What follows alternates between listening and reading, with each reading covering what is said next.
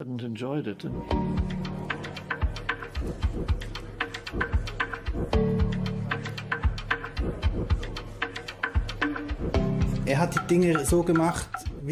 a fait ce qu'on aurait attendu de toute sa génération.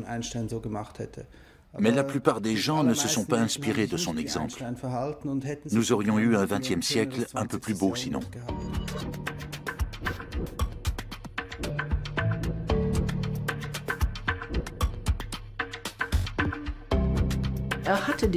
Einstein était considéré comme une référence. J'affirme haut et fort que son autorité s'appuyait sur deux axes. Être dans la vérité de l'espace et du temps, un sacré morceau, et être dans la vérité dans son temps.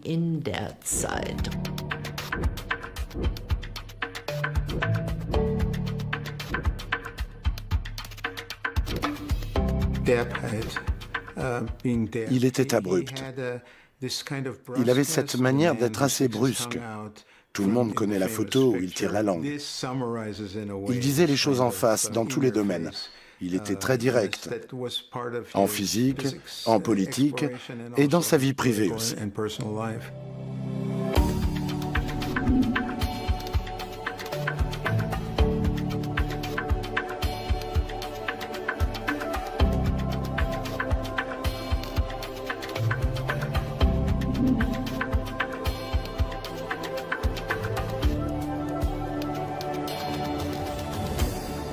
What do you think of prohibition, Professor? Ich trinke nicht, also ist mir das ganz gleich. En 1932, Albert Einstein arrive aux États-Unis.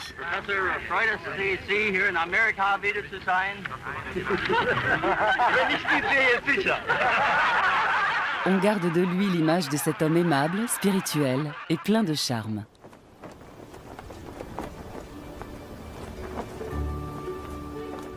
Albert Einstein était déjà une icône, une star de la science de son vivant. De longues années après sa mort, des documents inédits sur sa vie mettent en lumière ses échecs et sa dimension humaine. L'homme a incarné la grandeur et la tragédie du XXe siècle mieux qu'aucun de ses contemporains.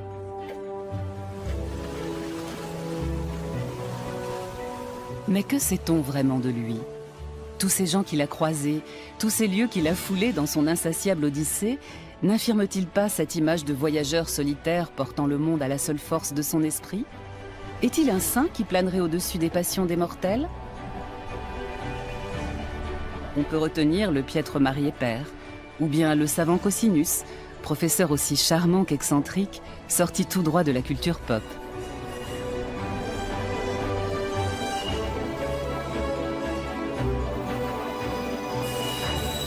Légendes et rumeurs escortent la destinée d'un génie que chacun croit connaître et que personne ne comprend vraiment.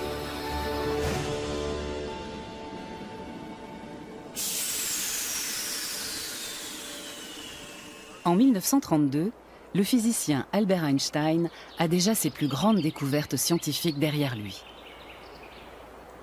À Kaput, près de Potsdam, il vit une existence qui lui convient dans la forêt de Brandebourg, à des années-lumière de l'agitation de la grande métropole qu'est Berlin, pourtant très proche. Il se moque éperdument des apparences. Si les gens veulent me voir, je suis là.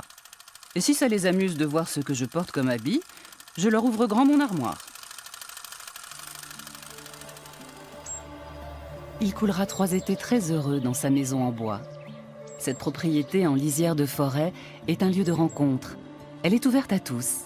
Amis, hôtes de renom y défilent, rejoints à l'occasion par les 2 fils du premier mariage d'Albert Einstein. Les filles de sa seconde épouse, Ilse et Margot, ne manquent pas à l'appel. Elsa décharge son mari de tous les tracas domestiques et assure les arrières.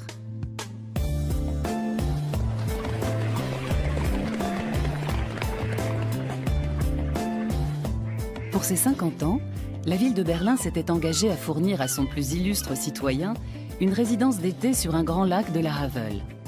Les plans de la maison ne sont pas encore dessinés, que de violentes polémiques éclatent déjà à ce sujet. Albert Einstein décide alors de faire construire la maison à ses frais. Elle deviendra son havre de paix.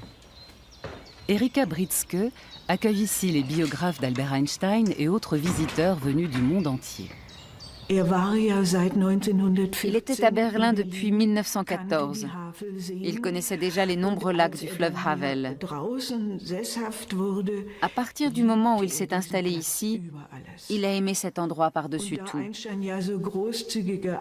L'Académie des sciences de Prusse l'avait gratifié de conditions de travail très généreuses. Il travaillait à la maison et les grosses têtes les plus célèbres se déplaçaient jusqu'ici pour venir le voir, si bien que Kaput est devenu un endroit vraiment à part.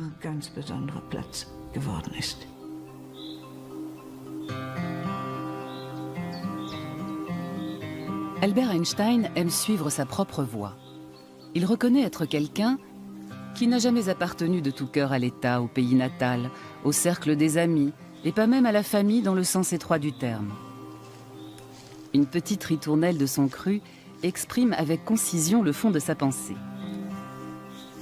Je n'ai qu'une moue quand j'entends le petit mot « nous », comme si nous pouvions ne faire qu'un avec un autre animal. Toute approbation dissimule un abîme recouvert mais béant. Il était engagé tout en étant replié sur son monde. Il était en retrait de la société tout en s'engageant pour elle. Il jouait constamment sur ces deux tableaux. En allemand, on dirait « schillernde Figur », quelqu'un d'insaisissable, de très difficile à cerner. La ville de Berlin est plus qu'aucune autre intimement liée à la carrière d'Albert Einstein. Mais après 1933, la capitale allemande n'en effacera pas moins la trace des 2 décennies de complicité avec le chercheur qui avait trouvé en elle son ancrage. Quand Albert Einstein arrive à Berlin en avril 1914, il retrouve dans la capitale de l'empire de Guillaume II tout ce qu'il s'était ingénié à fuir quand il était jeune. Le lieu est cependant sur mesure pour les physiciens de son envergure. Dahlem, banlieue de Berlin encore très faiblement peuplée, est un bastion de l'excellence scientifique, l'équivalent allemand d'Oxford en somme. Albert Einstein est nommé directeur de l'Institut Guillaume II. Il doit se consacrer entièrement à son travail et se transformer en poule pondeuse, selon sa propre expression. Ce qui l'a attiré, c'est le Berlin intellectuel qui, à l'époque, était à la pointe dans le domaine des sciences physiques. Nombreux sont les grands noms de la physique qui se trouvaient à Berlin, lieu d'échange par excellence. Et voici que ces sommités berlinoises, qu'Einstein connaissait et admirait pour avoir lu leurs travaux, le sollicitaient pour qu'il les rejoigne. La conférence de Solvay, qui s'est tenue en 1911, a été décisive. Einstein était le benjamin des participants. Sa renommée et sa reconnaissance par la communauté scientifique ont fait un immense bond en avant à cette occasion. Le 25 novembre 1915 est le grand moment fondateur de la cosmologie moderne. À l'Académie des sciences de Prusse, Albert Einstein présente pour la première fois au public sa théorie de la relativité générale, ultime prolongement de sa théorie de la relativité restreinte. Il a 36 ans.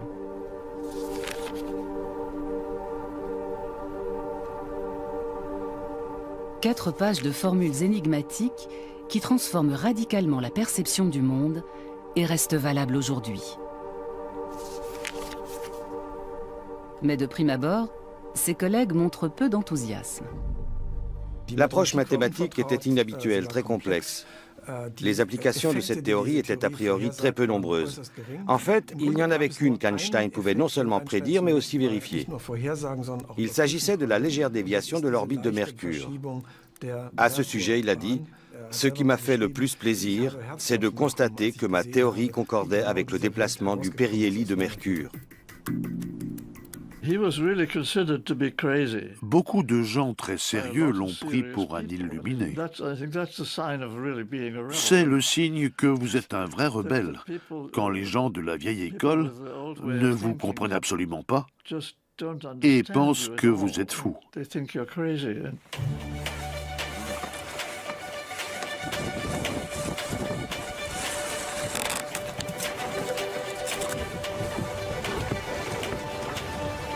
Mais cet insatiable aventurier est loin d'être fou. Son coup de génie de tous les superlatifs est l'aboutissement de plusieurs siècles d'errance spirituelle entre les notions d'espace, de temps et de gravitation universelle. Le chercheur obstiné sort finalement victorieux d'un bras de fer qu'il a opposé à Isaac Newton et aux lois de la physique classique.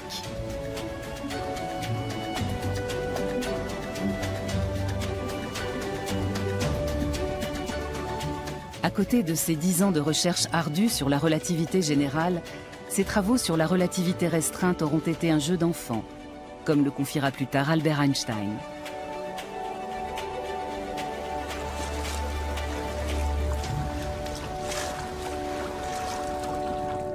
Avec la théorie de la relativité générale, espace et temps ne sont plus un socle fixe, mais sont partie intégrante de l'événement physique. L'un des pionniers de la recherche sur la théorie de la relativité générale, John Wheeler, a établi que la masse indiquait à l'espace-temps comment il devait se courber et que l'espace-temps indiquait à la masse comment se déplacer.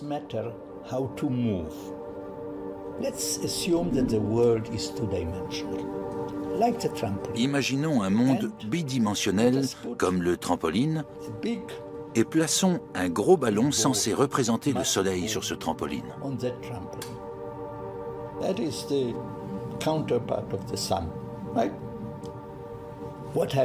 Que se passe-t-il? Le gros ballon va creuser une vallée, va creuser notre monde. Maintenant, prenons une bille. Si cette bille n'est pas lancée à une vitesse suffisante, elle va terminer sa course sur le ballon. Continuons à imaginer. Le trampoline est désormais invisible. Nous ne voyons plus que le ballon et la bille. Nous concluons que le gros ballon a attiré la bille. C'est ce que voyait Newton.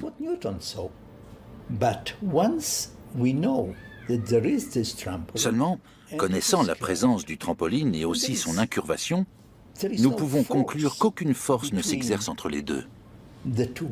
C'est la nature de l'espace qui est responsable de leur entrée en contact.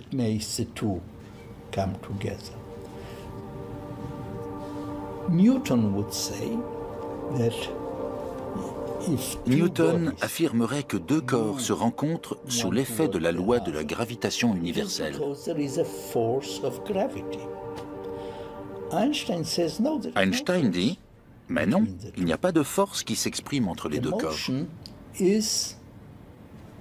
Le mouvement résulte de la forme de l'espace qui est incurvé.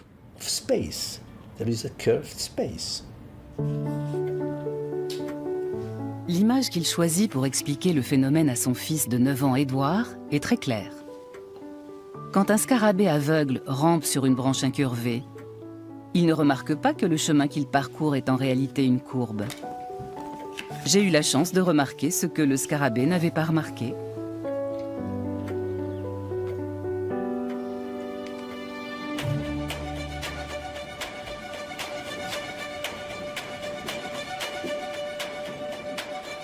À l'origine de la théorie de la relativité générale, il y a une petite expérience de pensée qu'Albert Einstein qualifiera d'idée la plus lumineuse de sa vie.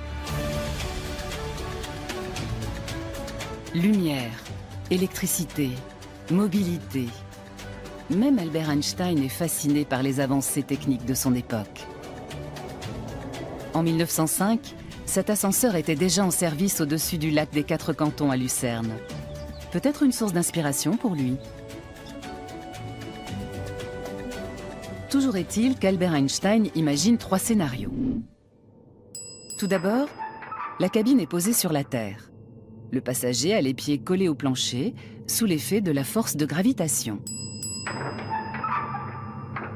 Si le câble rompt, la cabine est en apesanteur et le passager flotte à l'intérieur. Si la cabine est tirée vers le haut par un câble imaginaire avec une accélération égale à la force de gravitation, le passager aura de nouveau les pieds collés au plancher.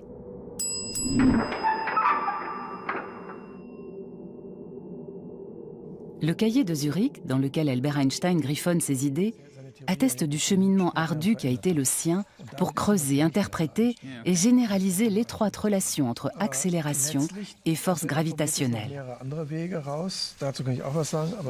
Le nom de Grossman, son collaborateur, revient ici. Là, il réfléchit. Chaque fois que Grossman intervient, c'est beaucoup plus lisible et on y comprend enfin quelque chose. Du même coup, l'écriture laborieuse écarte définitivement l'illusion d'une idée lumineuse tombée du ciel. En réalité, le chemin vers la connaissance a été tortueux, semé d'embûches et de pistes qui ne menaient à rien. Albert Einstein a dû solliciter l'aide de tiers tout au long du parcours.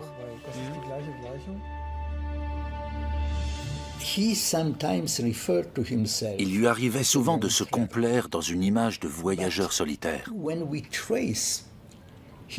Mais quand on regarde sa méthode de plus près, sa façon d'exercer son activité scientifique, on se rend compte qu'il n'était pas du tout isolé dans son coin.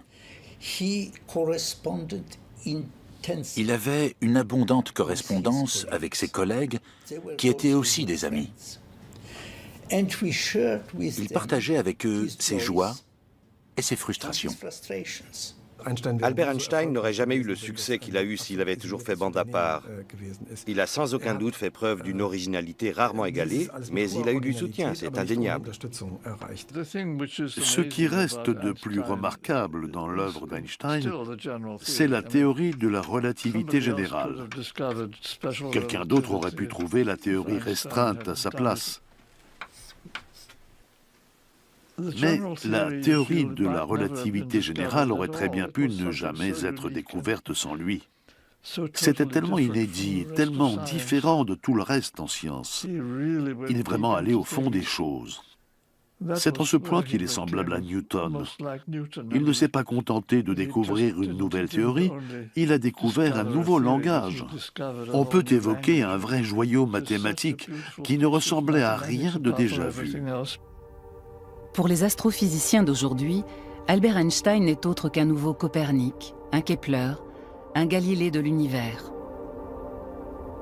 En 1924, depuis l'observatoire du Mount Wilson, on aperçoit pour la première fois de nouvelles galaxies situées au-delà de notre Voie lactée.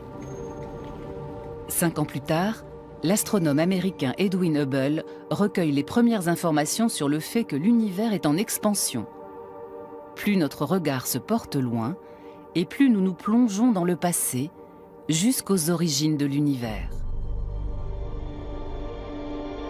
Albert Einstein a ouvert les portes d'un nouvel univers qui n'est ni éternel ni statique, mais dynamique et évolutif. Ce n'est que longtemps après sa mort que le bien fondé de la théorie de la relativité générale sera reconnu.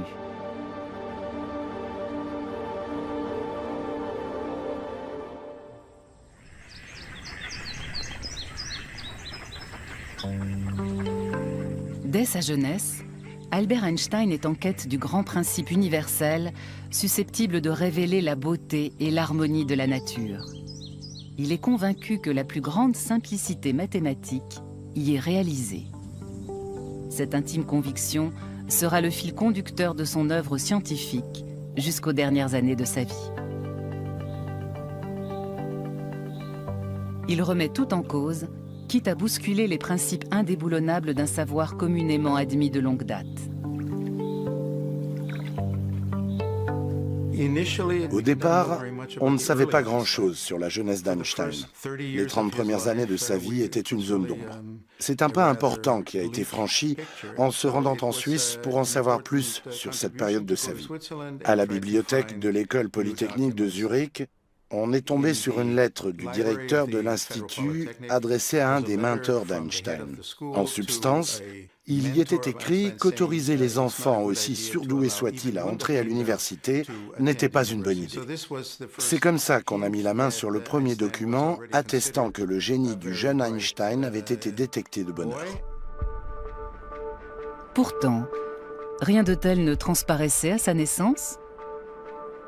Quand Albert Einstein vient au monde en 1879 à Ulm, ville située dans le sud de l'Allemagne, ses parents sont frappés par la taille hors norme de sa tête. Le simplet, c'est le surnom que lui donne son institutrice qui a été engagée pour son éducation. L'enfant a des accès de colère incontrôlables et il tarde à parler. Il a du mal à articuler mots et phrases intelligiblement. Le musée Einstein, intégré au musée d'histoire de Berne, retrace pas à pas l'évolution d'un génie en herbe. La vie du jeune Albert commence par une enfance plutôt ordinaire et protégée, aux côtés de sa sœur de 2 ans, sa cadette. Ses parents, Hermann et Pauline, viennent tous les deux de la Souabe en Bavière. Albert Einstein prend leur accent souabe et imite leur dialecte, qui le suivra jusque dans son exil américain.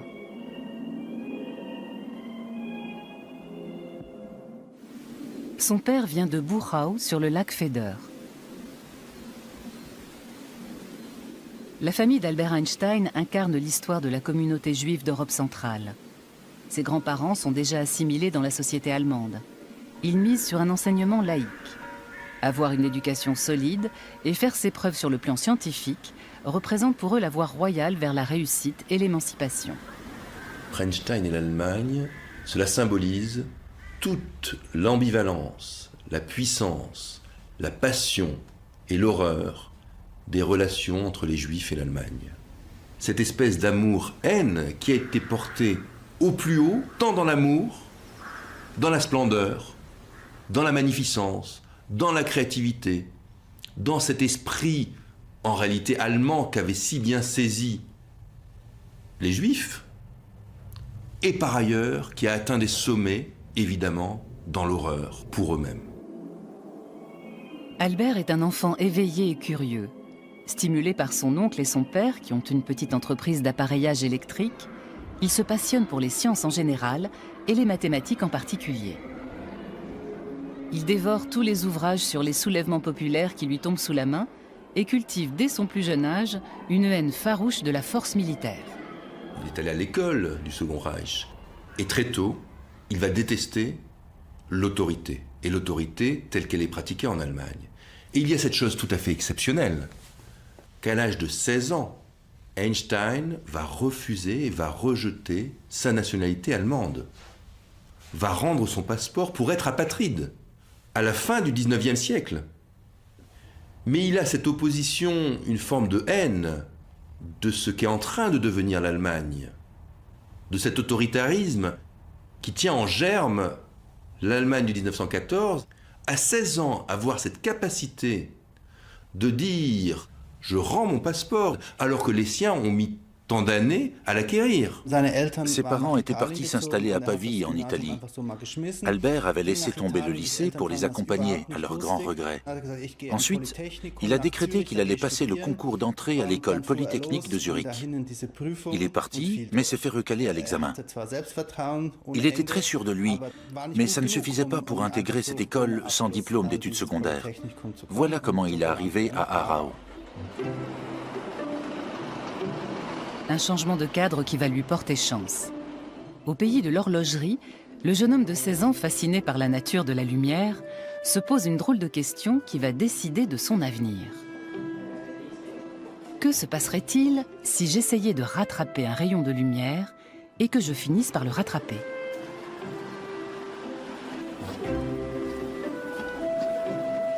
Un esprit très libéral règne dans le lycée du canton qu'il fréquente. Les enseignants encouragent leurs disciples à penser par eux-mêmes, ce qui fait forte impression sur lui. Les matières scientifiques sont mises à l'honneur dans cet enseignement.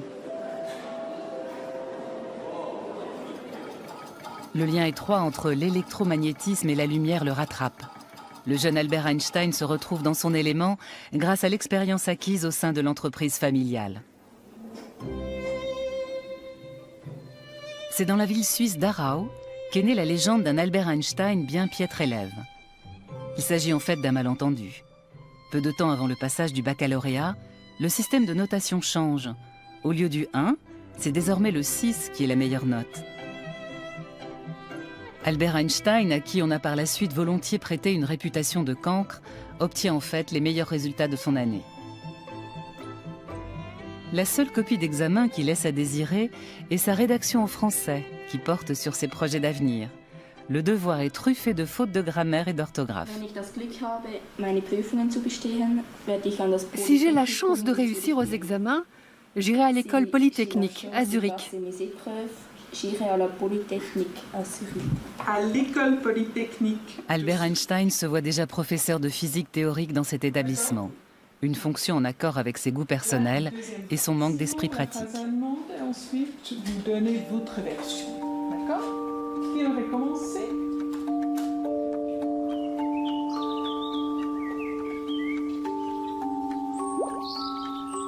Albert Einstein aime expérimenter avec des pensées légères. Dans sa démarche, il privilégie la curiosité enfantine, la connaissance par les sens et l'imagination. Il pense que son esprit insoumis le conduira à de nouvelles découvertes et devient un virtuose des petites expériences de pensée.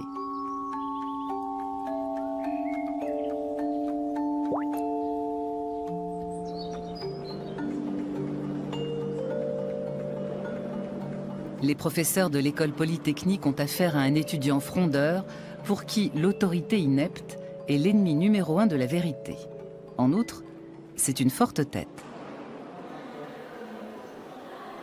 L'université ne propose pas de cours magistral sur la nouvelle théorie de la lumière? Qu'à cela ne tienne, Albert travaille seul à la maison, dans sa bulle. Il étudie en particulier l'électrodynamique de Maxwell ou les travaux très avant-gardistes d'Ernst Mach. Albert Einstein rencontre son grand amour sur les bancs de l'université. Comme toutes les villes de cette époque, Zurich était une ville en pleine mutation, très fière de sa modernité et de ses deux établissements d'enseignement supérieur, l'école polytechnique et l'université. C'est aussi à Zurich qu'on trouvait beaucoup d'étudiantes russes. Les Suissesses n'étaient pas encore acceptées à l'université, mais les étrangères, oui. Là, il fait la connaissance de Mileva Maric, qui est la seule femme à suivre les mêmes cours que lui. Cette Serbe d'origine austro-hongroise qui étudie la physique lui plaît énormément et ils tombent tous les deux amoureux l'un de l'autre. À la lecture des lettres qu'il lui a adressées, on se rend compte qu'il ressent un amour profond et sincère pour elle. Mileva était plus mûre que lui. Elle avait 3 ans de plus et elle lui a donné la confiance en lui-même qu'il n'avait pas forcément au départ. Ils sont tous les deux physiciens.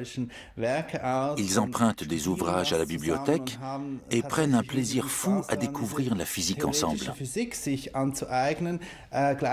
Mais en même temps, ils font des excursions, partent en balade en bateau sur le lac de Zurich et calfeutrent leur univers avec l'amour et la physique.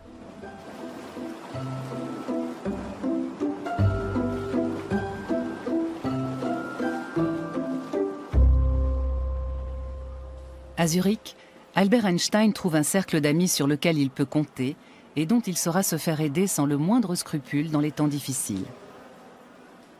Marcel Grossman a rendu de fiers services à Einstein. Il le dit expressément dans son autobiographie, ou plutôt dans sa nécrologie, selon le terme qu'il emploie dans le journal du collège. Il confie qu'il sèche les cours, qu'il joue au hockey au cours de ses 2 premières années d'études. Mais il pouvait toujours s'en remettre aux notes que Grossman prenait méticuleusement pendant les cours. Il les a qualifiées de « bouées de sauvetage ».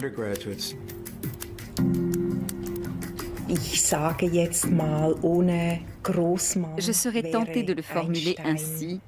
Disons que sans Grossman, il n'y aurait jamais eu d'Einstein. Grossman était vraiment un étudiant modèle à côté d'Einstein, qui était, lui, très épris de liberté et toujours un peu décalé. Il négligeait les travaux pratiques et avait même écopé d'un avertissement pour manque d'assiduité aux cours.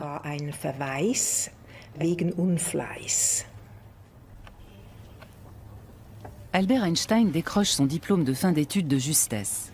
Quant à Mileva, elle échoue aux 2 sessions. Une grossesse imprévue met un terme définitif à ses études. Ils ne s'encombrent pas de conventions morales. Elle tombe enceinte, ils ont des relations sexuelles avant le mariage, eux qui sont tous les deux issus de milieux petits bourgeois bien pensants. Si l'on en juge par l'échange de lettres très fournis entre eux, C'est une année ardue qui s'annonce pour les deux jouvenceaux sans ressources. Albert Einstein finit par obtenir la nationalité suisse, mais il se considère comme un génie dédaigné, comme un raté incapable de décrocher un poste d'assistant à l'université. Il accepte à contre-cœur une place de précepteur mal rémunéré à Winterthur et Schaffhouse, deux petites villes suisses. C'est en Serbie, dans la ville de Novi Sad et bien loin d'Albert, que Mileva met au monde leur petite fille, Liesl. Est-elle morte peu après sa naissance? A-t-elle été adoptée? Cet épisode de la vie d'Albert Einstein reste nimbé de mystère. Toujours est-il que le nom de Liesl n'a plus jamais été mentionné après 1903. Les lettres calomnieuses à ce sujet ont été scrupuleusement gardées secrètes par les exécuteurs testamentaires. Personne ne connaissait l'existence des lettres qu'il a échangées avec Mileva Maric avant qu'elles ne soient retrouvées par hasard. Hélène Ducasse, sa secrétaire qu'il avait l'habitude d'appeler son fidèle cerbère, a veillé à ce que tous ces événements relevant du domaine privé ne soient pas portés à la connaissance du public. Quand vous voulez qu'un homme devienne une légende, vous en faites une personne à la réputation irréprochable, dont la vie publique se confond avec la vie privée.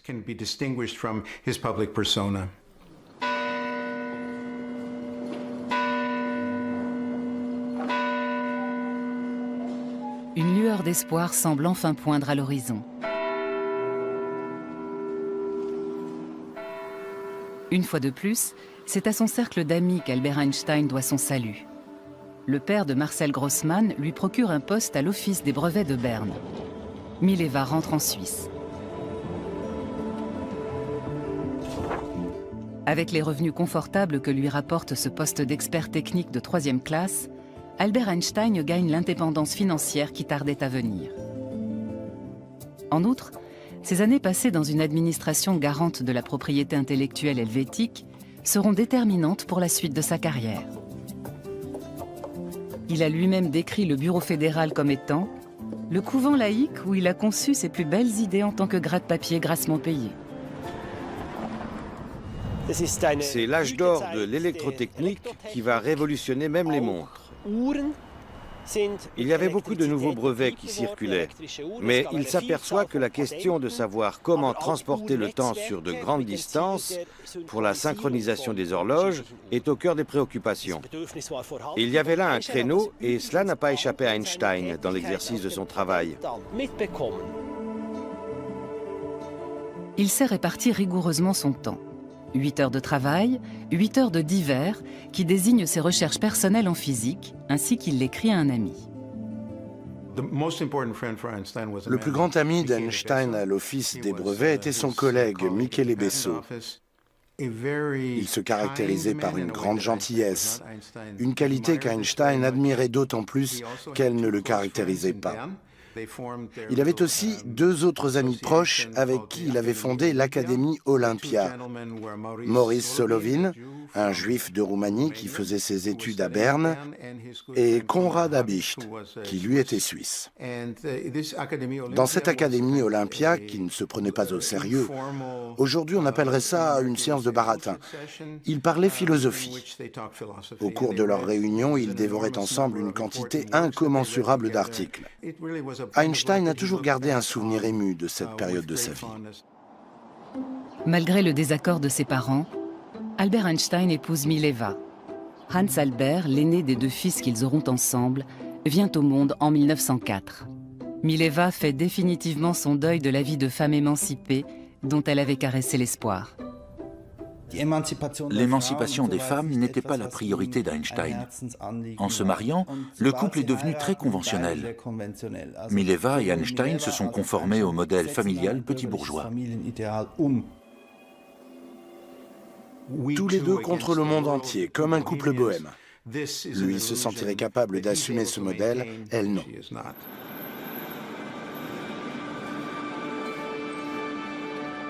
Au 49 de la rue Kramgasse à Berne, les conversations se poursuivent tard dans la nuit.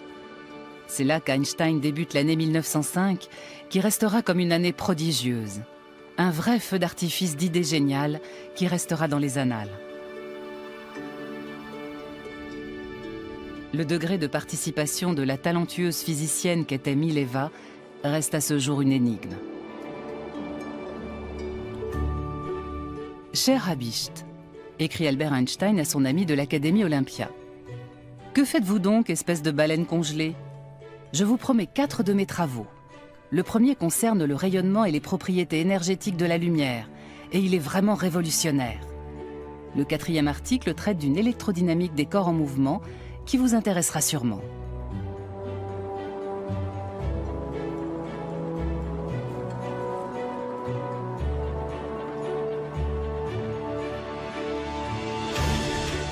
Le premier manuscrit sur la nature quantique de la lumière lui vaudra le prix Nobel tant espéré au début des années 1920.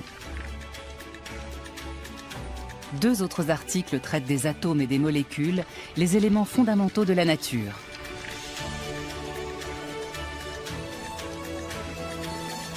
Dans le 4e article, il expose sa théorie de la relativité restreinte qui remet complètement en cause les notions d'espace immuable et de temps absolu.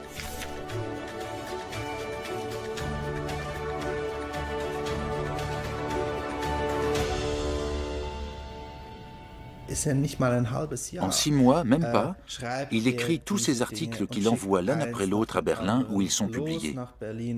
Et ces articles changent notre perception du monde. Hermann Minkowski, professeur de mathématiques à Zurich, met la dernière main à la théorie révolutionnaire d'Albert Einstein.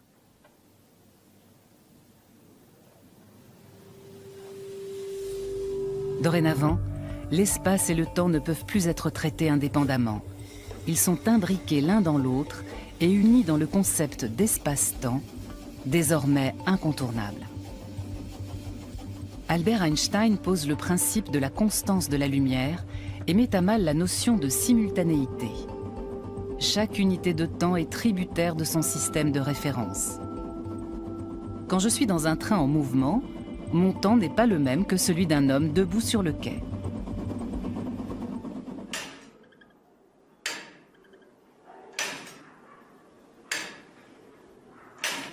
Depuis Isaac Newton, le temps absolu était posé comme le principe de la constance en physique.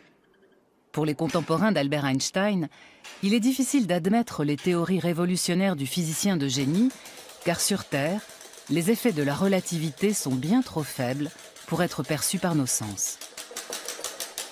Je me suis demandé ce que ce concept de temps extensible voulait dire. Qu'est-ce que ça donnerait si cette horloge, qui est suspendue à 7 mètres au-dessus du sol, était en contact avec la Terre? Tic-tacerait-elle vraiment plus lentement, comme l'affirme la théorie de la relativité? Jusqu'à ce que je trouve une page sur Internet où l'on montrait comment faire les calculs. Je suis effectivement arrivé au résultat suivant.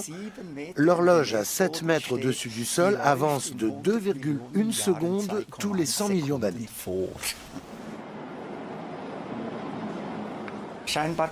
Apparemment, on peut calculer une valeur maximale à laquelle le temps s'arrête à la surface d'un objet, mais il faudrait disposer d'un matériau ayant une immense densité, un peu comme si toute l'écorce terrestre se contractait sur l'effet de sa propre matière et devenait une coquille de noix d'une infinie densité. C'est le principe du trou noir. Après l'année prodigieuse, la carrière d'Albert Einstein décolle. Il est nommé professeur à Prague, puis à Zurich, avant d'être invité à rejoindre la communauté scientifique berlinoise. Une vie itinérante qui a raison du couple Einstein. À l'un les honneurs, à l'autre les cartons, écrit Mileva à une amie serbe de Novi Sad.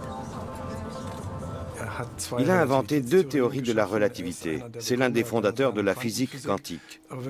Mais quand on s'intéresse à lui de plus près, on est de plus en plus fasciné par la personnalité de l'homme. On pourrait le comparer à un cristal dans lequel se reflètent de nombreuses facettes du XXe siècle, y compris en marge de la physique.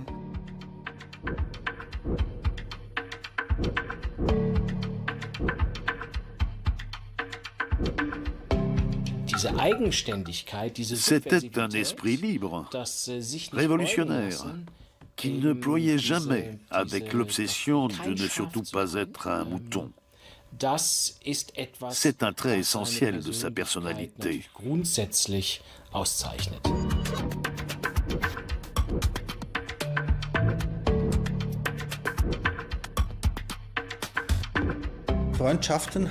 Il a entretenu de grandes amitiés masculines toute sa vie. C'était très important pour lui. Il ne laissait pas les femmes l'approcher facilement. Il les laissait venir et repartir.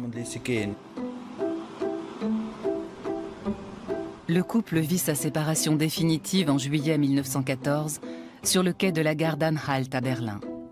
L'aîné de leurs deux fils, Hans Albert, a 10 ans, Édouard le cadet, 4 ans. Peu de temps auparavant, Albert Einstein a posé à Mileva des conditions draconiennes et irrecevables pour tenter de sauver leur couple.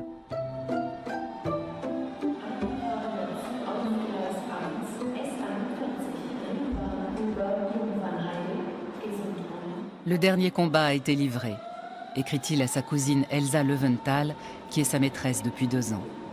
Hier, ma femme est partie avec mes 2 fils. J'étais sur le quai et je les ai embrassés une dernière fois. J'ai pleuré comme un enfant. J'avoue que je me sens légèrement abattue. C'est une épreuve qui ressemble un peu à la mort.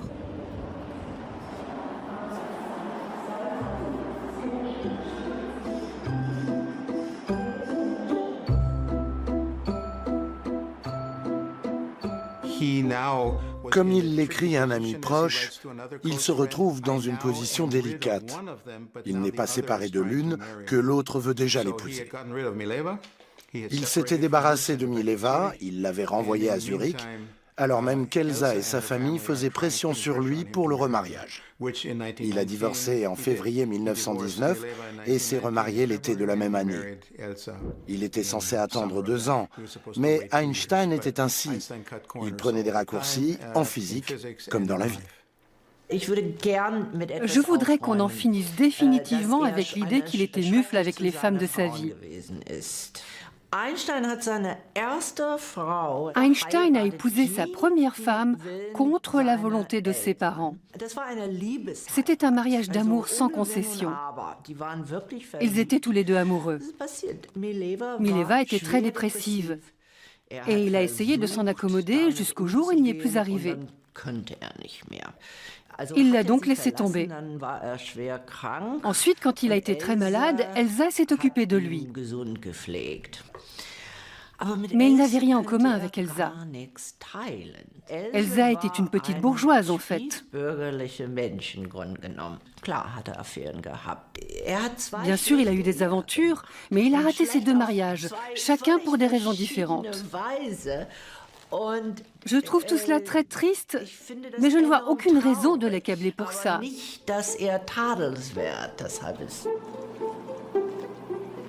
En emménageant dans le Bayerisches Viertel, le quartier bavarois de Berlin, le fils égaré retourne dans sa tribu.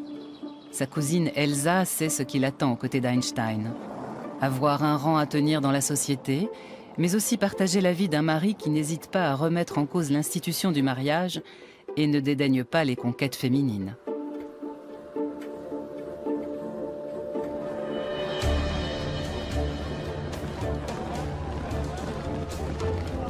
En août 1914, éclate la Première Guerre mondiale et l'élan patriotique s'embrase. Albert Einstein y voit le signe d'une hystérie collective. C'est dans ce genre d'épreuve qu'on se rend compte qu'on a affaire à des moutons, confie-t-il. Je n'ai que mépris et dégoût. Albert Einstein se déclare résolument pacifiste. Ses positions marginales sont tolérées, mais ne lui attirent pas que des amis.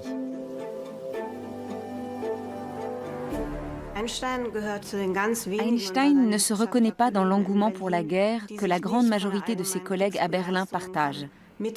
Ses collègues en physique, des scientifiques en général, des artistes, ont massivement signé le manifeste des 93 en 1914. Ce manifeste justifie le nationalisme et le militarisme et récuse les accusations d'exaction. Einstein n'a pas voulu signer. Il fait même partie de ceux qui étaient farouchement contre. Il appartient à la toute petite minorité qui a signé un contre-appel. C'est très intéressant de consulter ce qu'il a écrit au milieu de la Première Guerre mondiale.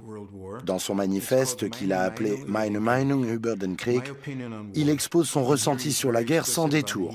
Et il n'y va pas avec le dos de la cuillère. Il dit que la guerre repose sur les instincts bestiaux des hommes, qui les poussent à soumettre les autres. Il y a même un petit clin d'œil à Freud quand il parle d'hommes désireux de démontrer leur puissance sexuelle, exactement comme le Gaukel, le coq, qui cherche à asseoir sa suprématie sur les autres. La guerre est à l'origine de l'engagement politique d'Albert Einstein. Elle le pousse à sortir de l'ombre pour défendre ses idées. C'est à Berlin qu'il connaît un regain de religiosité, lui pour qui le judaïsme était resté cantonné à une brève période de son enfance. Malgré son rejet de tout nationalisme, il s'engage pour la cause sioniste. L'antisémitisme croissant et le destin des Juifs d'Europe de l'Est qui, fuyant les pogroms, ont massivement échoué à Berlin, sont les catalyseurs de sa décision.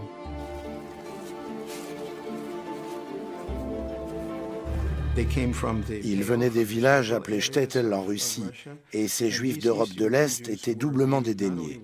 Les Allemands les méprisaient, mais les Juifs allemands tout autant. De quoi attiser l'empathie d'Einstein pour ces opprimés. Il s'élevait contre le monde universitaire, qui barrait le passage aux étudiants et professeurs juifs de l'Est. Il y a là la clé de voûte de son engagement pour la construction de l'Université hébraïque de Jérusalem, dont il a défendu le projet dès la première heure. Albert Einstein est l'un des fondateurs de l'Université hébraïque de Jérusalem, qui doit son existence au mouvement sioniste. Elle est devenue un centre international de rencontres scientifiques, de recherche et d'enseignement. À partir de 1919, il accompagne la construction du site avec un intérêt croissant, mais il est la cible de vives critiques dans cette entreprise.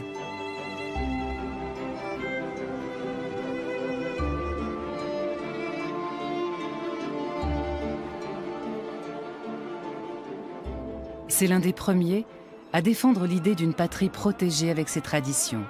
En revanche, il est opposé à la création d'un État juif. Il pense que la présence juive en Palestine ne survivra qu'à condition de parvenir à une cohabitation et à des accords honnêtes avec les Arabes. Sinon, nous n'aurons strictement rien appris pendant nos 2000 années de souffrance. Albert Einstein ne remet aucunement en question son judaïsme.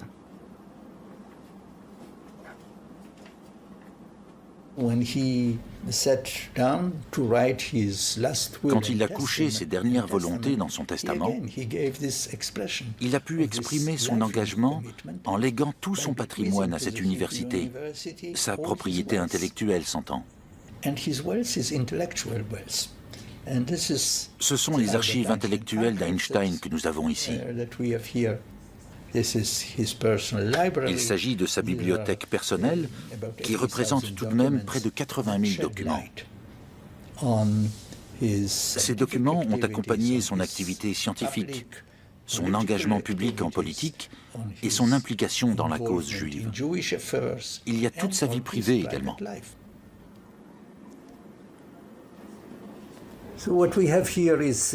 Nous avons ici le manuscrit de 46 pages sur sa théorie de la relativité.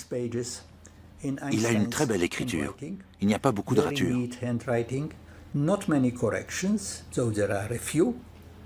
Si vous vous intéressez surtout au contenu, tout cela existe en version imprimée que vous pouvez toujours consulter. Il n'en reste pas moins que la version manuscrite a beaucoup de charme. Elle vous permet de voir comment il travaillait au moment où il a écrit ça. Peu après la guerre, le monde entier apprend que l'astrophysicien britannique Arthur Stanley Eddington a vérifié empiriquement les thèses de la relativité générale d'Albert Einstein à l'occasion d'une éclipse. Le ciel a tranché. La théorie d'Einstein triomphe.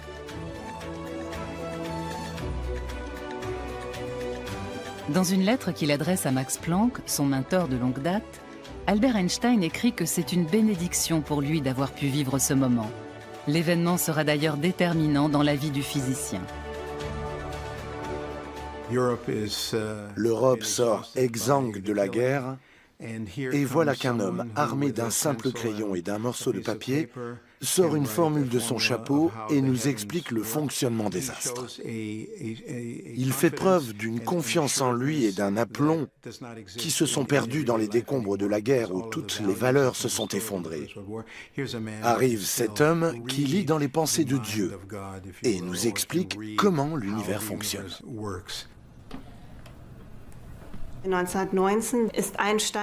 Des milliers d'articles de journaux lui ont été consacrés au début des années 1920.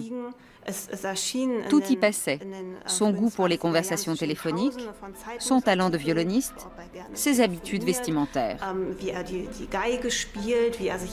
Et puis la radio a pris le relais, mais les films aussi. Einstein était omniprésent et avec lui, sa théorie de la relativité.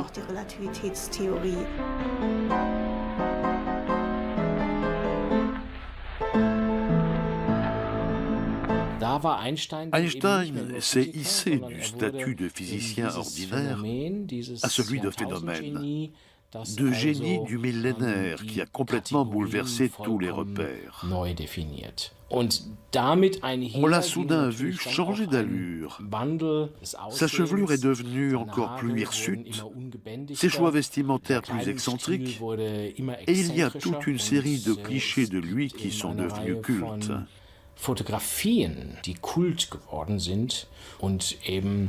Ils mettent en avant un homme qui ne tient pas son rang et fait figure de personnage underground.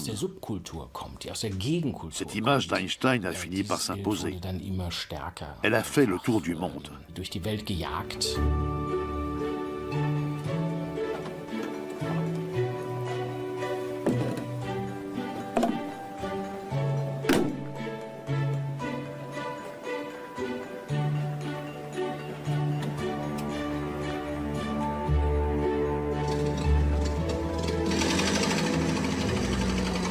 En tant que célébrité mondialement reconnue, Albert Einstein est sollicité de toutes parts, bien au-delà de ses compétences de physicien. Sa voix a du poids. Ça m'apprendra à n'avoir eu que mépris pour l'autorité. Le destin s'est chargé de faire de moi une autorité, soupire-t-il, confronté à sa popularité déjà légendaire.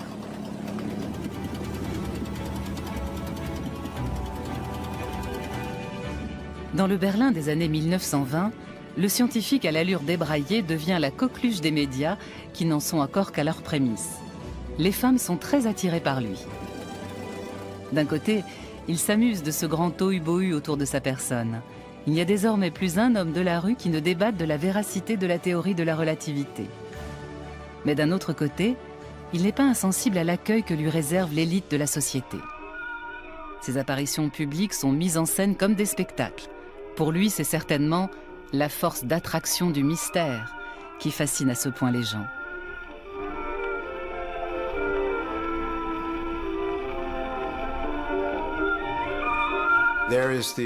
Il y a cette question célèbre qu'Einstein aurait posée à Charlie Chaplin.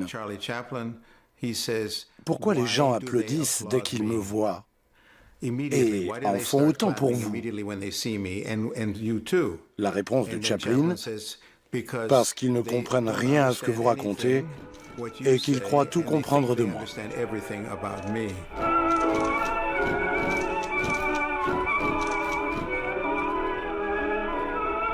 La défaite a fait des miracles, écrit Albert Einstein à sa mère Pauline après la défaite de l'Allemagne à l'issue de la Grande Guerre. En démocrate et socialiste convaincu, il croit fermement à un nouveau départ.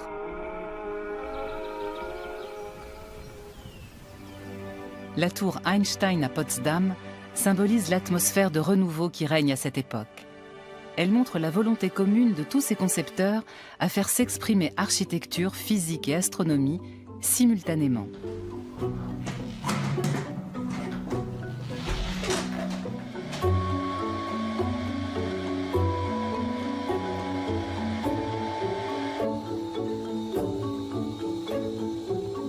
L'Observatoire astrophysique de Potsdam continue à remplir sa mission première. La lumière, principale source d'information qui relie des observateurs terrestres à l'univers, continue d'y être décryptée.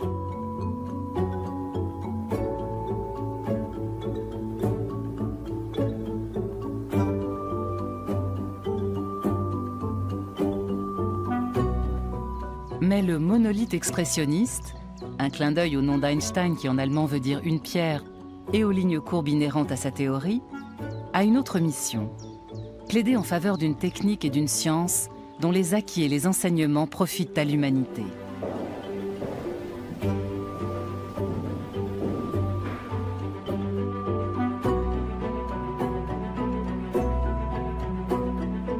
Armé de son passeport suisse, l'érudit allemand, fervent cosmopolite, effectue en 1921 son premier grand voyage outre-Atlantique. C'est en proie à des sentiments mitigés qu'il accompagne avec sa femme une délégation officielle juive. Ce n'est pas de gaieté de cœur que je me rends en Amérique. Je le fais dans l'intérêt des sionistes qui doivent aller mendier des fonds en dollars pour la construction du site universitaire, confie-t-il à son ami Maurice Solovine dans une lettre. Aux USA, il est accueilli en véritable héros. Il y avait des parades en guise de comité d'accueil. Les Beatles à côté, rien à voir. Par la suite, les parades sont devenues plus proches de manifestations pour empêcher l'homme aux idées socialistes de fouler le sol américain. Il était un peu partagé face à cette popularité soudaine. Il trouvait ça pénible et en même temps ça l'amusait. Il y a certainement des blagues qu'il a faites pour mieux se protéger. Mais il savait aussi très bien se servir de sa renommée à des fins politiques.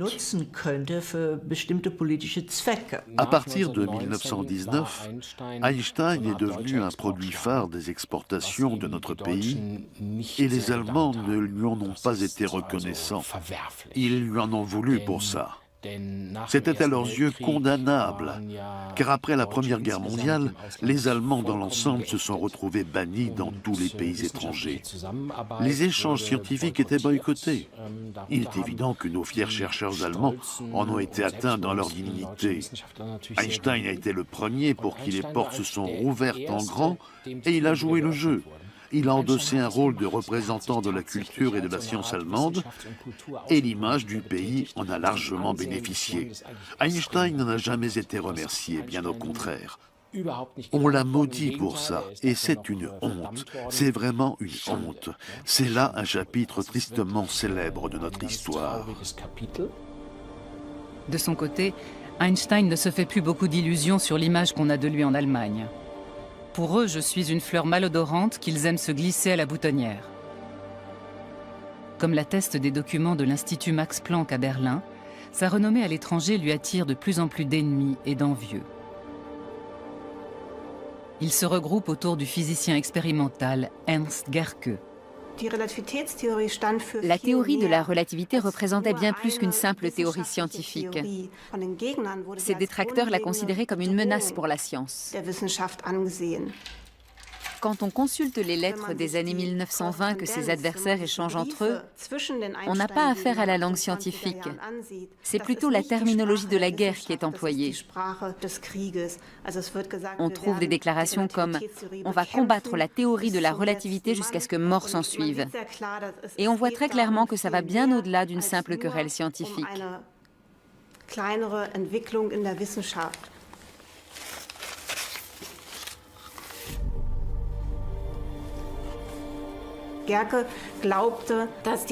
Ernst Gerke pensait que la théorie de la relativité était un emballement médiatique monté de toutes pièces par la presse.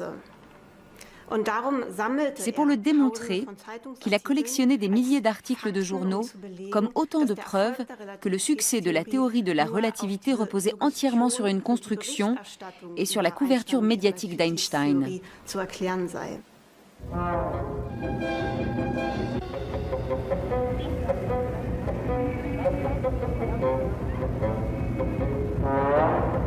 Einstein, le relativiste juif qui pactise avec les communistes et l'étranger, le traître à la patrie pendant la Grande Guerre.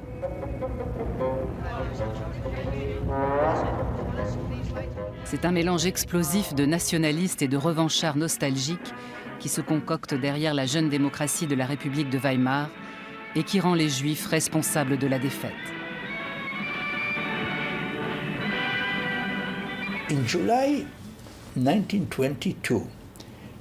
En juillet 1922, le ministre juif des Affaires étrangères, Walter Rathenau, a été assassiné à Berlin par des groupes extrémistes de droite, vétérans de l'armée allemande.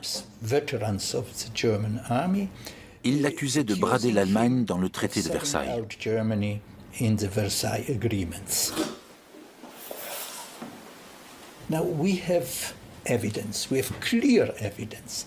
Nous avons aujourd'hui la preuve irréfutable qu'Einstein était sur la liste des hommes à abattre. Et il s'est trouvé des gens pour lui conseiller de quitter l'Allemagne pendant un certain temps. Il est allé au Japon, fêté comme un héros pendant 43 jours. Il s'est adressé à une foule de 10 000 étudiants, un moment à marquer d'une pierre blanche. C'est aussi très intéressant du point de vue de l'histoire de la relativité, car c'est au Japon qu'il a révélé pour la première fois les circonstances dans lesquelles il avait imaginé sa théorie et quelles en étaient les grandes lignes.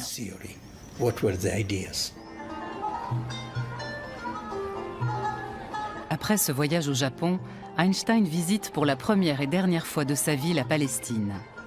Il se déclare très favorable à un projet d'implantation au milieu du désert.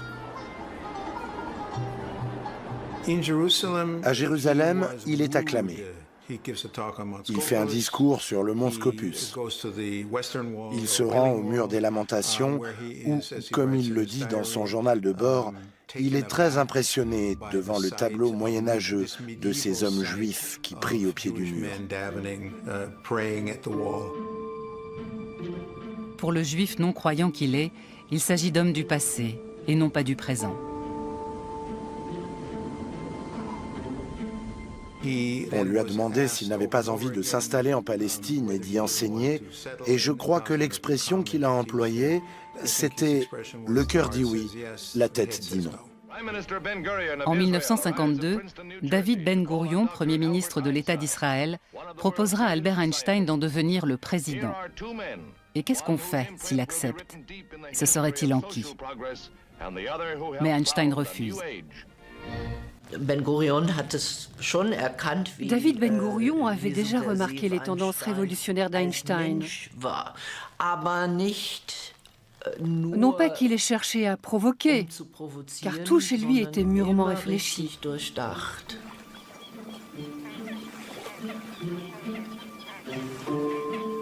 Albert Einstein sait pertinemment qu'il ne serait pas à sa place en tant que représentant d'un État ou d'un parti politique. La flexibilité, l'opportunisme et la diplomatie n'ont jamais été son fort.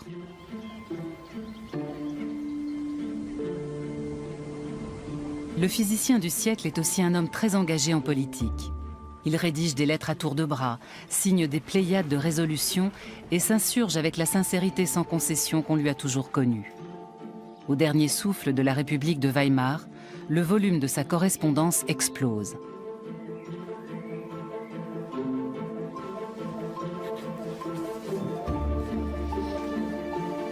Dans une lettre adressée à l'artiste Käthe Kollwitz, il critique les procès intentés par Staline aux élites intellectuelles de son pays.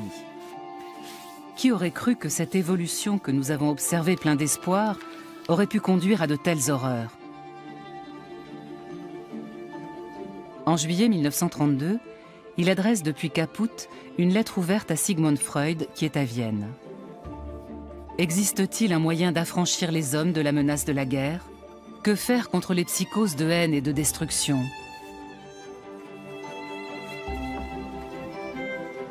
À l'instar de tant d'autres, il mesure l'ampleur du danger fasciste et de la menace d'embrasement du monde que fait naître le Parti national-socialiste.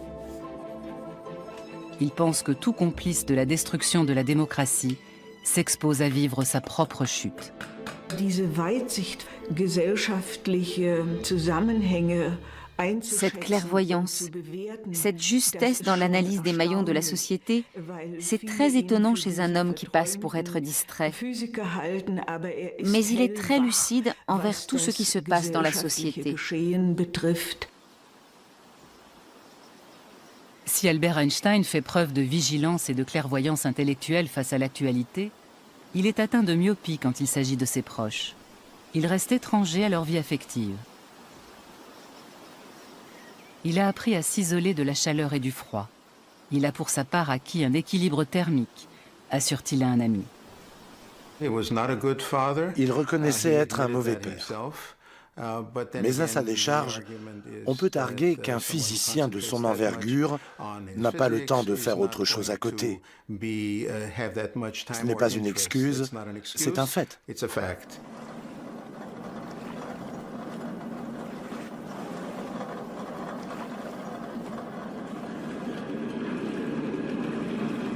Pendant 3 ans, Caput est le centre du monde pour Albert Einstein.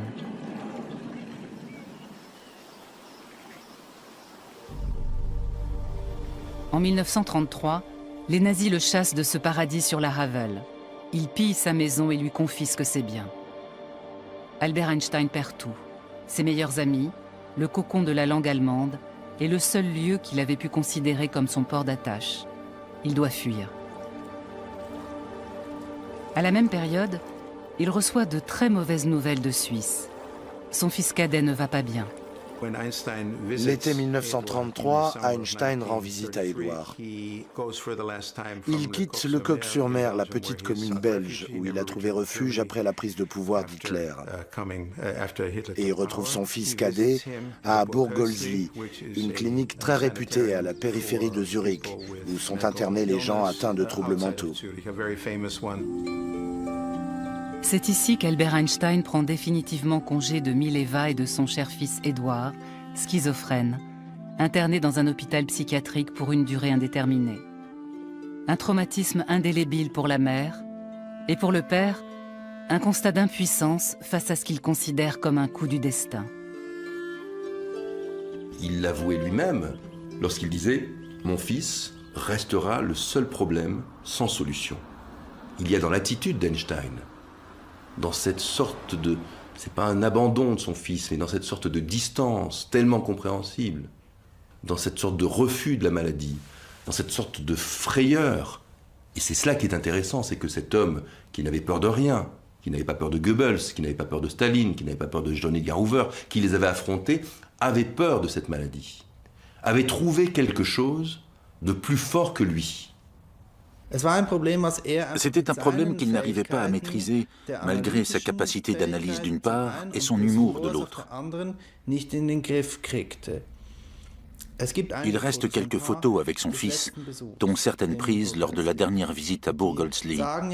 Elles en disent plus long que n'importe quel discours, car Einstein joue du violon.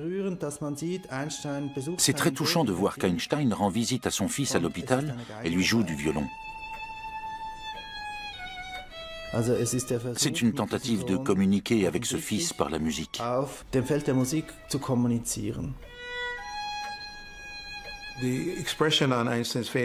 Plus encore que la tristesse de savoir qu'il ne reverra probablement plus son fils, on lit sur les traits d'Einstein les sentiments ambivalents qu'il a toujours éprouvés envers sa première famille et le remords de ne pas avoir vu grandir ses enfants.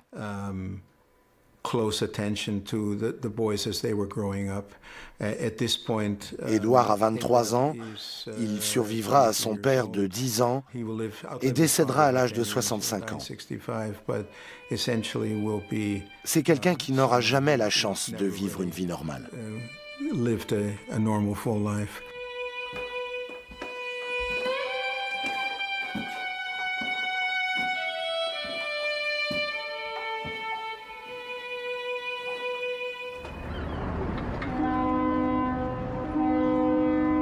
Quatre mois plus tard, les Einstein voguent avec leur secrétaire Hélène Ducasse vers de nouveaux rivages.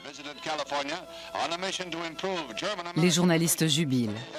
Perdu pour l'Europe, gagné pour l'Amérique.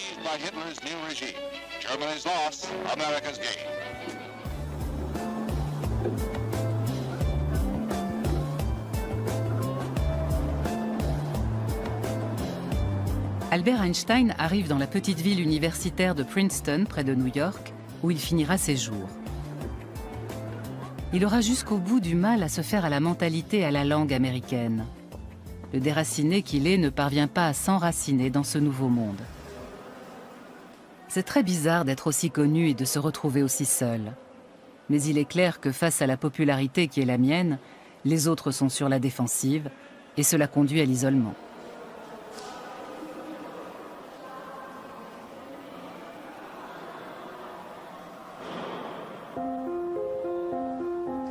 Les 5 premières années, Albert Einstein les passe dans le Fine Hall, l'institut de physique le plus illustre de l'université.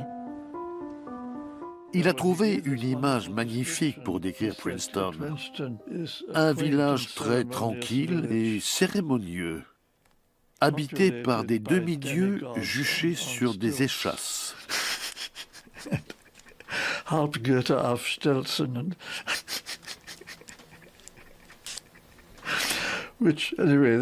C'était son ressenti sur cet endroit, et il n'avait pas tout à fait tort, il faut dire. C'est un petit village assez prétentieux, où les gens ont une haute opinion d'eux-mêmes. Et c'est encore vrai aujourd'hui. Le seul élément nouveau, c'est la mixité, car il y a des étudiantes maintenant. Ça a fait évoluer la ville.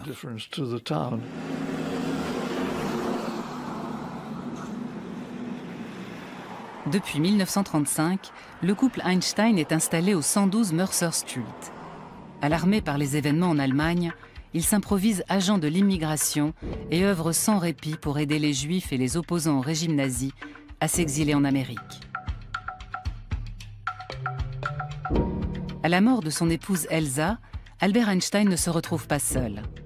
Sa belle-fille Margot et sa sœur Maya emménagent sous son toit. Et tout autour de lui gravite un gynécée dont il est, comme à son habitude, l'épicentre.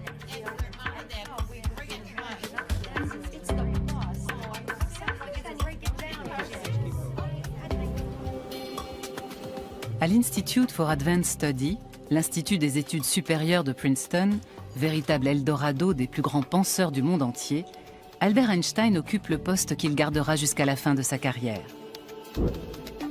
Peu de temps après son arrivée aux USA, le libre penseur est accueilli par le directeur en ces termes : « Vous êtes ici le bienvenu, mais faites-vous discret, votre salut en dépend. »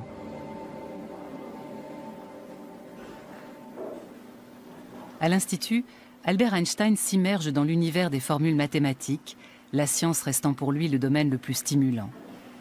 Il garde ses distances avec la jeune génération de talents scientifiques à laquelle appartient le physicien Freeman Dyson.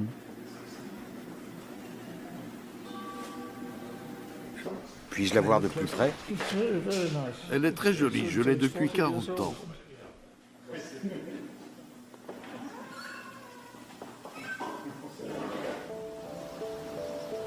Pour ses collègues et les étudiants de l'Institut, Albert Einstein reste un marginal, un solitaire.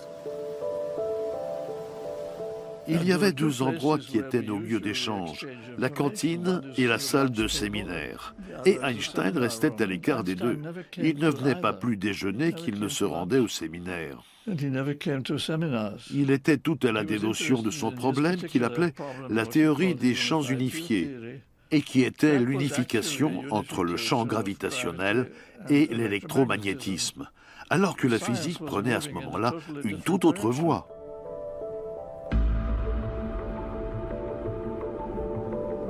Le plus grand mystère pour moi, c'est qu'il ne se soit jamais intéressé à la théorie des trous noirs, qui était la synthèse de la gravitation et de l'électromagnétisme. Chaque galaxie a un énorme trou noir en son centre qui joue un grand rôle dans toute l'histoire du cosmos. C'est quelque chose d'absolument essentiel dans notre vision de l'univers et c'est la conséquence la plus sensationnelle de la théorie de la relativité générale.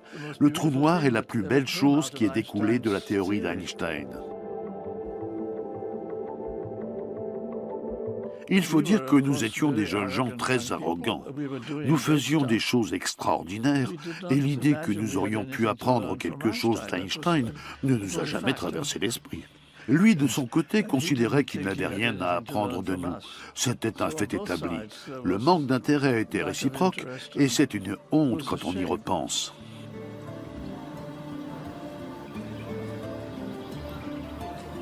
À plusieurs reprises, l'icône de la science moderne déclare « Les autres me prennent pour un vieux cinglé, mais je suis intimement convaincu que la physique va dévier de son cours actuel. »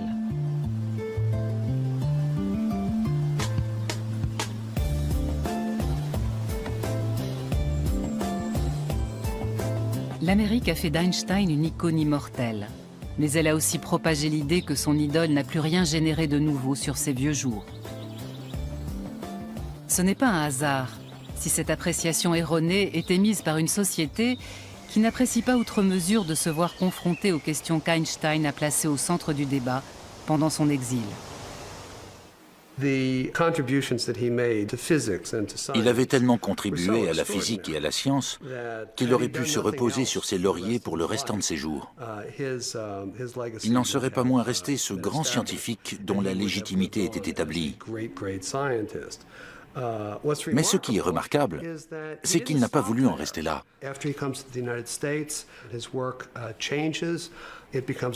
Après son arrivée aux États-Unis, son travail est devenu plus politique. Il se sentait concerné par la paix. Et c'est devenu un citoyen du monde.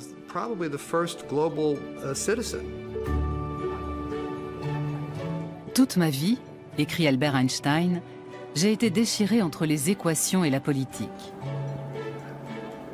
Le spectre de ses activités remplit déjà 14 volumes des Einstein Papers, publiés en 1987 par Princeton University Press. D'autres vont suivre.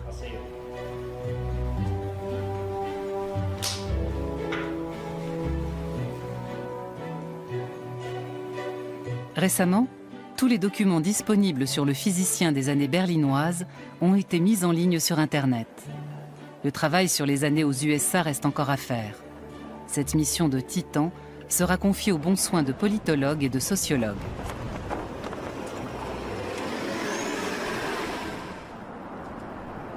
En 1940, à Trenton, Albert Einstein prête serment sur la Constitution américaine et devient citoyen américain tout en conservant son passeport suisse. Le plus célèbre des réfugiés politiques américains n'en restera pas moins un citoyen qui continue à dire le fond de sa pensée, sans crainte ni concession. Il n'a jamais cessé de se voir comme un rebelle. Cette solidarité qu'il avait vis-à-vis des opprimés était au centre de la légende d'Einstein dans la sphère politique. Dans ce pays, il était horrifié par l'attitude des Blancs envers les Africains, tous ceux qu'on appelait les nègres. Il a manifesté sa solidarité avec eux à maintes reprises. Il a fait des discours dans la Lincoln University, qui est une université fréquentée exclusivement par des Noirs. Il s'était lié d'amitié avec Paul Robeson, qui luttait pour l'égalité des droits civiques. À Princeton, Einstein n'hésite pas à flâner dans les quartiers noirs, autour de la Witherspoon Street, où très peu de Blancs s'aventurent.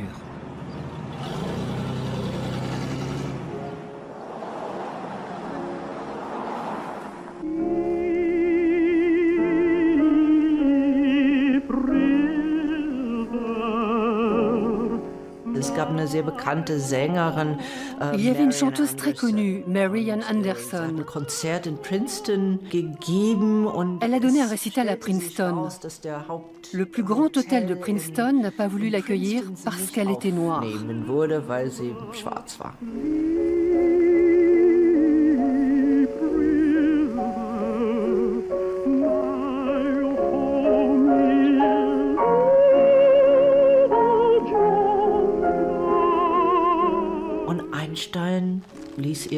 Einstein lui a fait savoir qu'elle était la bienvenue chez lui.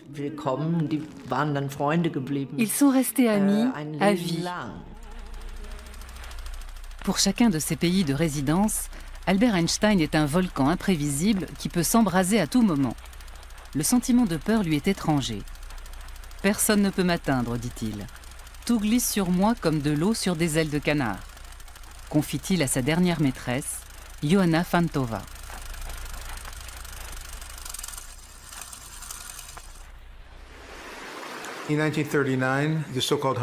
En 1939, ceux qu'on disait appartenir à la mafia hongroise, Leo Szilard, Edward Teller et Eugen Wigner, tous trois physiciens hongrois, avaient appris de différentes sources que les Allemands étaient peut-être en train de travailler sur un projet de bombe atomique. Leo Szilard s'est rendu seul à la Peconic Bay, à Nassau Point, où Einstein passait ses vacances. Qui d'autre qu'Einstein pouvait alerter le monde entier et révéler que les Allemands étaient en train de fabriquer la bombe atomique? C'est Szilard qui a écrit la lettre, mais c'est Einstein qui l'a signée.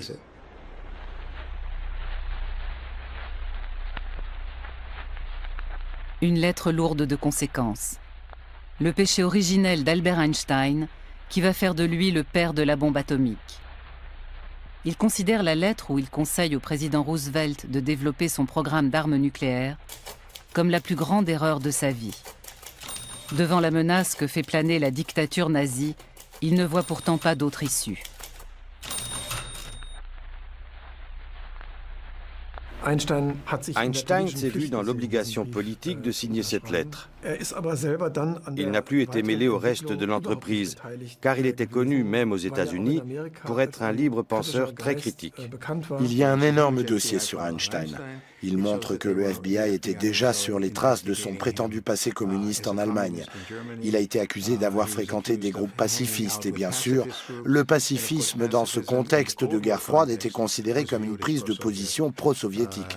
Du genre, si vous êtes pacifiste, c'est que vous n'êtes pas pour nous. Pour toutes ces raisons, il n'était pas question de mettre Einstein dans le secret. Et l'affirmation qu'il est responsable de la bombe atomique est parfaitement fausse. La masse d'un corps est la mesure de son contenu en énergie. La plus célèbre formule du monde, Albert Einstein l'avait développée en supplément de sa théorie de la relativité restreinte. En 1905, il ne pouvait pas se douter du potentiel de destruction que recelait la fatale équation. Quand cela a donné lieu à la fabrication de la bombe atomique larguée sur le Japon, Einstein a été l'un des premiers à être épouvanté par cette évolution et à vouloir informer sur les dangers de la technologie nucléaire à des fins militaires. Le mouvement de la paix tel que nous le connaissons aujourd'hui et l'opposition à l'armement nucléaire, c'est en partie à Einstein qu'on les doit. Dans une émission télévisée qui fait sensation, Albert Einstein dénonce la folle course à l'armement entre les Russes et les Américains.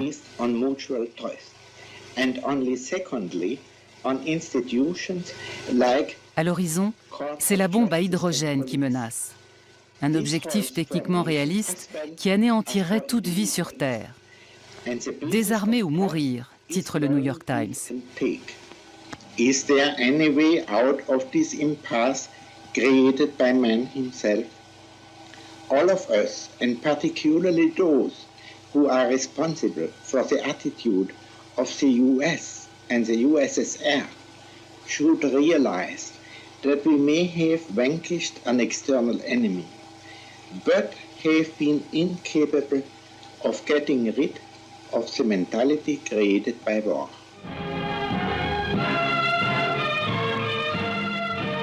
Sous la direction d'Edgar Hoover, le FBI amasse un énorme dossier de plus de 1800 pages sur Albert Einstein. McCarthy entame alors une chasse aux sorcières qui vise tous ceux qui sont proches du Parti communiste. The fight against the Communist Party has been a double battle. One against the subversion of the principles of American society, the other against espionage. Les dénonciations empoisonnent le climat aux USA. Albert Einstein, qui est personnellement visé, n'hésite pas à se servir de sa popularité. Il prend haut et fort la défense de citoyens mis au banc de la société américaine, comme le physicien Robert Oppenheimer, et de ceux qui, comme les époux Rosenberg, sont condamnés à mort pour espionnage. Il était vraiment digne de sa réputation. Il disait ce qu'il pensait et se moquait des conséquences. C'est vraiment un aspect intéressant de sa personnalité. Il pouvait dire tout ce qu'il voulait, il était intouchable.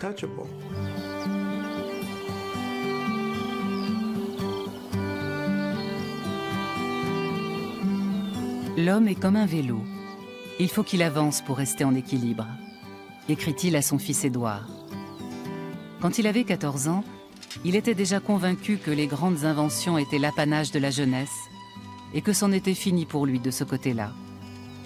Mais il continue à travailler à contre-courant de son époque, toujours en quête de la formule universelle qui expliquerait tous les phénomènes de la nature.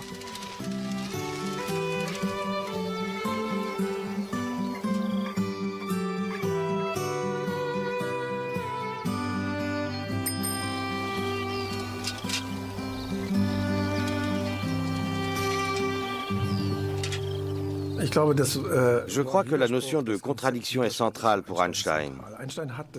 Einstein, c'est ce que démontrent ses grands travaux. Là où d'autres auraient essayé d'aplanir un peu les résultats, lui a soutenu qu'il fallait voir la contradiction. Dans chacun des combats qu'il a menés, que ce soit pour le pacifisme pendant la Première Guerre mondiale, mais pas dans la Deuxième, contre le macartisme, contre le racisme, il a toujours eu raison. Dans son petit manifeste « Pourquoi le socialisme ?», il a écrit « L'anarchie économique de la société capitaliste telle qu'elle existe aujourd'hui est la véritable racine du mal. » Je crois que dans 10 ans ou 15 ans peut-être, on dira là encore, Einstein avait raison.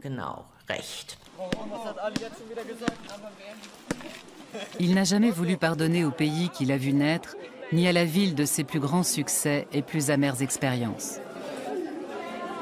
Il n'en est pas moins vrai qu'un an avant sa mort, il a eu un geste de réconciliation en direction des jeunes du lycée de Berlin qui porte aujourd'hui son nom. Die Verbundenheit mit Albert Einstein ist an unserem Gymnasium lebendige Tradition. Unsere Abiturienten freuen sich seither mit ihrem Abschlusszeugnis auch eine Kopie dieses Briefes von Albert Einstein an die Schüler zu bekommen. Da drin in diesen Abiturzeugnissen von Albert Einstein. Alles Gute zum Le 18 avril 1955, Albert Einstein décède des suites d'une rupture d'anévrisme. Il s'éteint à l'âge de 76 ans et quitte ce monde sans regret ni effusion. Hélène Ducas, sa future exécutrice testamentaire, consigne fidèlement les événements de ses derniers jours à l'hôpital. Il a refusé une opération en urgence, la jugeant de mauvais goût. « Je pars quand je veux », toujours très élégant. Il meurt dans son sommeil à 1h25.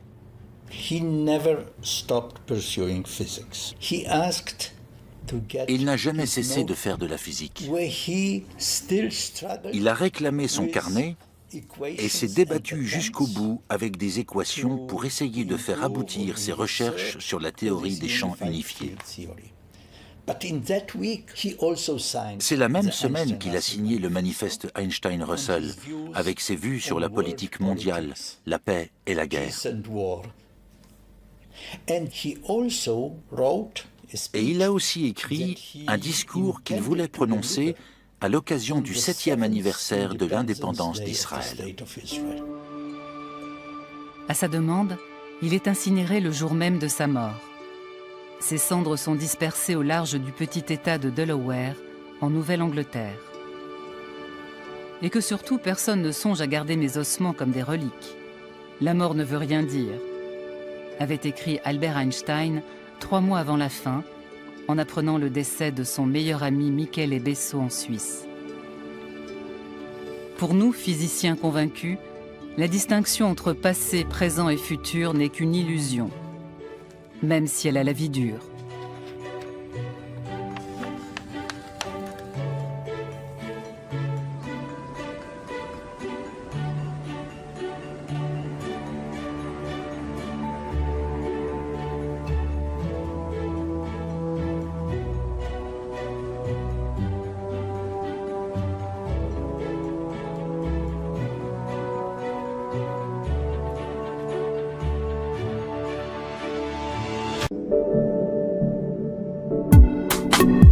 Londres.